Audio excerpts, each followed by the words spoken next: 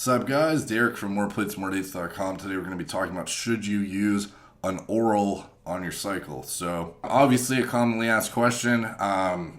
It's not a yes or no answer, believe it or not. Basically the point why I'm making this is some people are actually limiting their progress by using additional drugs. So if you do a cycle, hypothetically, let's just say you're on like test and deca, and you're using like 500 test, 400 deca, and then you're like, oh well, should I throw in anadrol at like 75 milligrams or something? Okay, so basically everyone has their own individual response to drugs at the end of the day. That's the first thing you need to take into consideration. Secondly, anadrol or a lot of other orals are methylated. So this means they're methylated in order to make it through the liver. If they weren't, they would just get broken down and wouldn't be usable at all. So when you're taking an oral, not everyone, but some, actually a lot of people, have a lot of appetite issues due to the toxicity of the compound. Well, not the compound, the actual, structure of the drug, allowing it to make it through the digestive system and be usable. So when you have this toxic compound in your body, it can cause a side effect where it kills your appetite. And the number one limiting factor of a bodybuilder's progression is typically his diet. How much can he eat relative to the amount of drugs he's taking in, relative to his training intensity and volume? So if you're not eating enough, you're not going to grow, period. So what I've seen a lot is guys who, they throw in, it's like first 4 weeks, they throw in anadrol, and then they swap to superdrol, and then they swap to this, and they swap to that. And even though they're on all these drugs that are supposedly like super great mass building bulkers, they're not eating enough. And the reason is because their appetite's shot, because they're walking around feeling toxic all day. If you're not eating enough food, you're not sticking to your diet, you're not going to grow, regardless if you're on 100 milligrams of anadrol. So this is something you have to keep in mind. A lot of times, these guys who have that issue and they're not getting enough food, they'd be growing like a weed without the anadrol or without the whatever they're using, because they'd actually be eating a proper diet. So I see a lot of times people get into this, it's almost like, not OCD, I don't even know what to call it, but they just feel like they need certain things in their cycle, certain drugs to, like, feel like they're,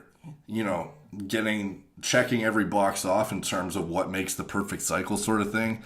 So it's like, oh, well, like I need my test, and I need my anabolic or my 19 nor, and I need my GH, and I need my SWIN, and I need my oral.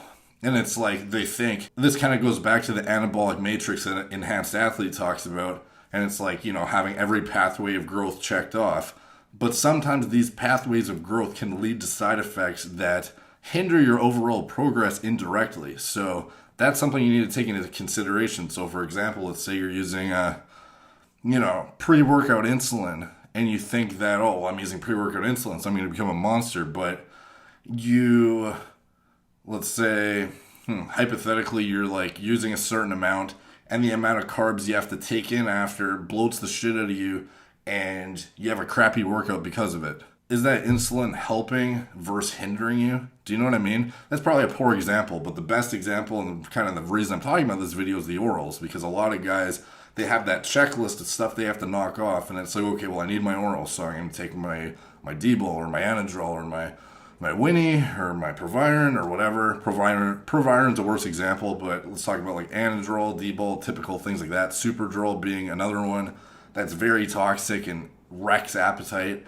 And these guys, they stay on the drug even though they feel like shit and they can't eat. And they're eating like 2,500 calories a day or something when they need like 3,500 to grow, and they just like can't stick to their diet, and they can't even get a meal down because they can't eat because their appetite's shot from these drugs. But then they stay on the drugs just because mentally they can't accept the fact that they don't have that part of the anabolic matrix checked off. You know what I mean? So at the end of the day, sometimes you have to like fuck the plan, and you just have to like do what's best for you, because not everything that works for one guy is going to work for another guy, and sometimes less is more. So keep that in mind if you're, delving into this stuff. So anyways, obviously just an educational video, my own perspective on certain things. Anything you do should be consulted with your physician.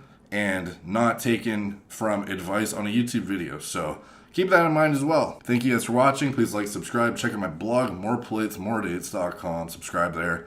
Talk to you guys soon.